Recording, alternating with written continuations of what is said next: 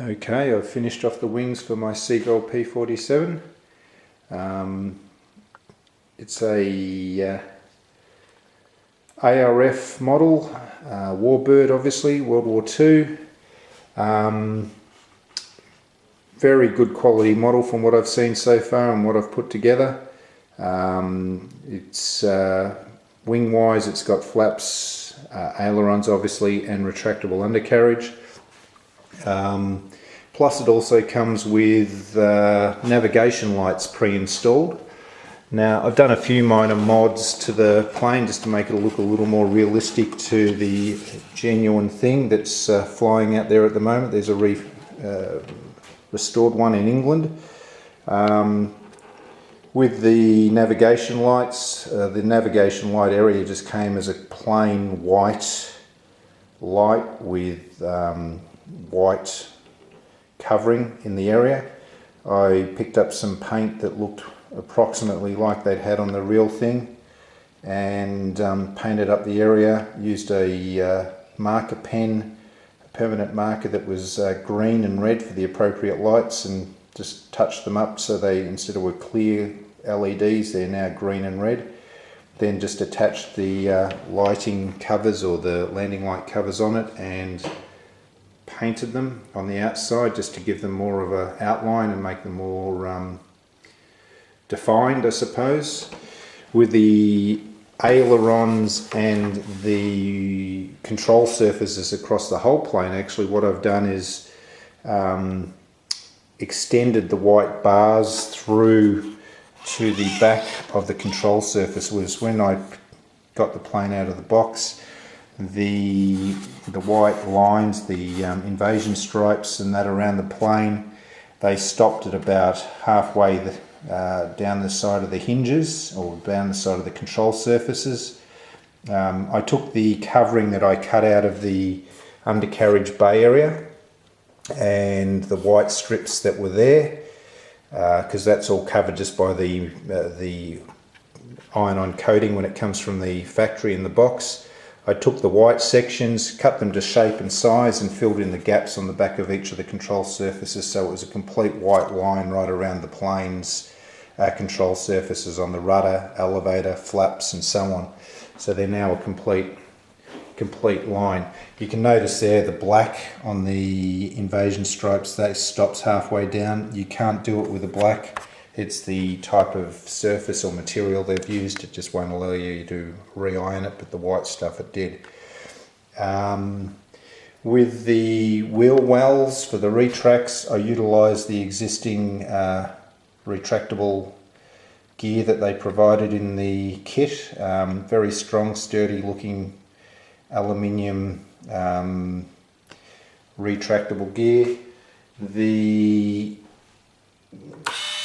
wheels themselves are spring, sorry, not the wheels, but the actual retracts are spring loaded, so you've got a bit of ability to get some bounce out of them. And I used, on the actual retract mechanism, I used Spectrum A7040 retract gear servos on them just to make sure they're nice and strong. The servos themselves are bigger than the original ones the plan calls for, so I had to rebuild, or I cut out a new set of servo trays for each of the wheel wells just so that you could fit the new servo in. The wells themselves, I have fiberglassed. I bought some diggers, small diggers fiberglassing kit just from Bunnings, $20 type of thing, and an extra strip of would have been about 2-inch wide roll of fiberglass, and cut that to shape and size and actually fiberglass the entire wheel wells and the areas around it, trying to strengthen a bit so it hopefully will last a bit longer. Also filled in these areas at the back here and on the side. They were all open originally, so I plugged them up and again just gave them a quick coat of 1 or 2 coats of fiberglass, sanded it down. The colour I mixed into the fiberglass so it will be colour fast. It's not going to run or leach out.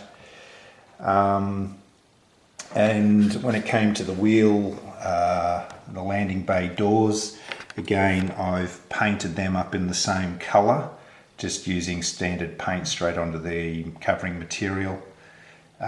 Sprayed that itself with a clear lacquer, just to a matte lacquer, just to make it hopefully a little more resistant to the fuel. The wheels aren't the standard ones that come with the kit. I bought just 3-inch Dubro ones, just to, they looked a little bit better quality wise. I thought they might go a bit better on the field's runway. Other than that, it's standard, nothing's changed. The wheel, or the landing lights, I've picked up a couple of male-female connectors from J-Car up the road, and just connected the connections into that. They don't come, the kit doesn't come with anything that actually shows you how they all join together. So I'm just putting that together at the moment, but works well. The gear doors are held on with a couple of cable connections, cable ties you'd buy in a local hardware store as well, with a couple of screws. They'll probably be off on the first couple of test flights. Paint wise, just picked up some various colours from the local hobby store that matched all the colours of the plane, so I can touch up bits and pieces as I go. And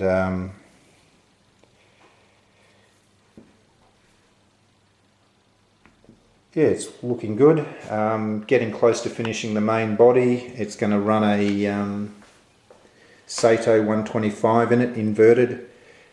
Slightly bigger than what the engine or the plane calls for, but I think the power will be good, and allow it to swing a slightly larger prop, hopefully.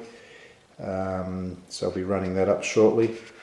And yeah, quite impressed. Good quality model. Highly recommended if anyone's looking for one to put together. Flaps, and obviously the aileron. I haven't got the second wing connected up at the moment, but yeah, very good.